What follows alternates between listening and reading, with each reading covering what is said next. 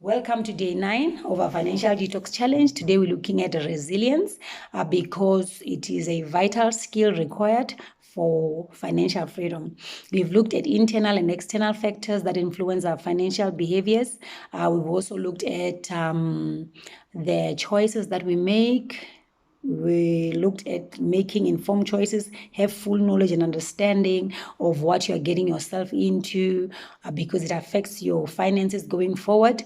And we can only be able to understand and control what we can control and let go of what we can't control when we have emotional strength. And that is where resilience comes in.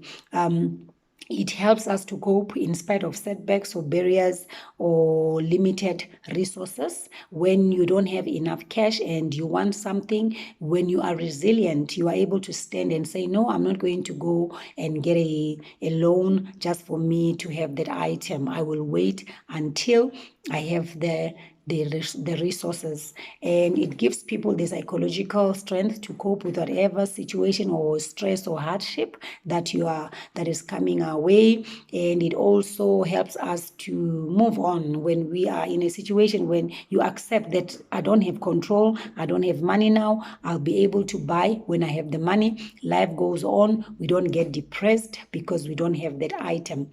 And it also is a measure of how willing we are to stand pressure. If I say I want to be out of debt, am I willing to let go of going out every weekend or every now and then and try to save as much money as possible? And when you are able to stand and say, I will not go out even when your friends are calling you and all that, that shows resilience in you. And what happens when a person is not resilient? They become overwhelmed by whatever situation that they find themselves in, especially when resources are limited. They become overwhelmed and they may dwell on what they see as a problem, and they end up having unhealthy coping mechanisms. And the inability to cope sometimes drive people to destructive and even dangerous behaviors, because if you are not resilient and you find yourself in a fix and you want money and you want it now, and you can do anything. If someone comes to you and say, I know someone who can help us instantly, you won't even think twice. You will go there, whether it's dangerous or not. People don't even think of the consequences, as we had yesterday as well, that you must know and fully understand what you're getting yourself into, because you may be helped for that moment, but what is going to happen tomorrow?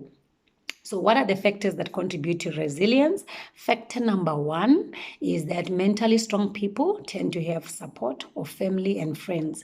And that is very important. And when you're talking about friends, it's important to have the right people around you, because some people are in financial problems because of the company they keep. You have the friends that want to go out all the time, eat out, have fun, buy new things all the time, the latest of everything. And even when you don't have money, they will advise you to go borrow, because we will pay later. And they are like enabling you to stay in debt.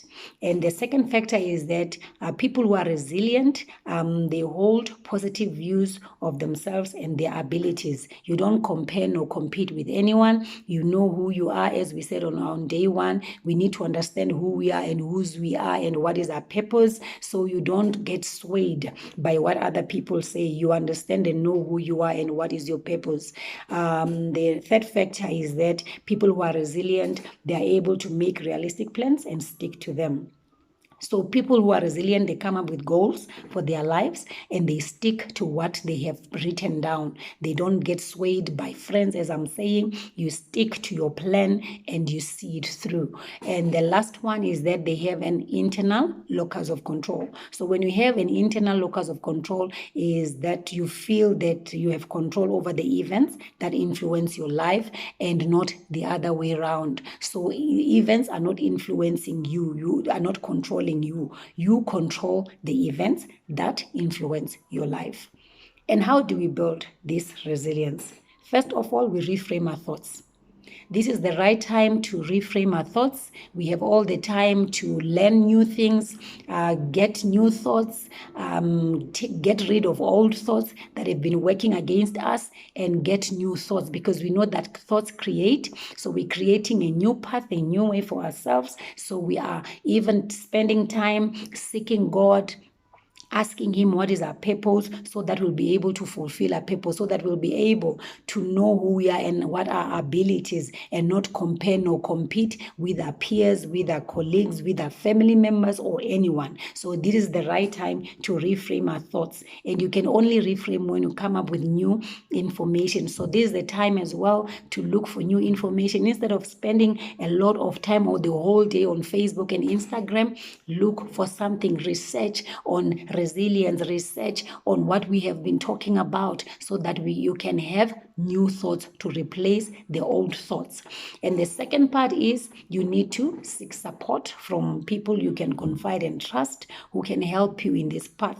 You do know people who've made it, whether it's in your family or outside. Speak to people who've made it, who are resilient, who you've seen standing in when there's adversity and making it, because those are the right people that you need in your life. And lastly, focus on what you can control. As I was saying in the beginning, we've learned about internal and external factors. Internal, we learned that we can control. External, we can't control. You can control your feelings, your beliefs, your thoughts, your behavior, but you cannot control external stuff like consumerism and social media. That is out of your control. So you leave that and control what you can control. So that is what resilience is all about. And in conclusion, I want you to understand that resilience is a composite skill that can be learned and developed with the right tools and training. So please take time to train yourself, learn new skill sets, learn more about resilience, so that you'll be able to stand and be able to make it going forward. So practice, and keep practicing. Go back to the other videos as well, and then get new skills, replace old thoughts, so that we can become new at the end of these 21 days. That's what I have for us today. Thank you for listening. Thank you for watching. Until tomorrow, bye-bye. Stay blessed.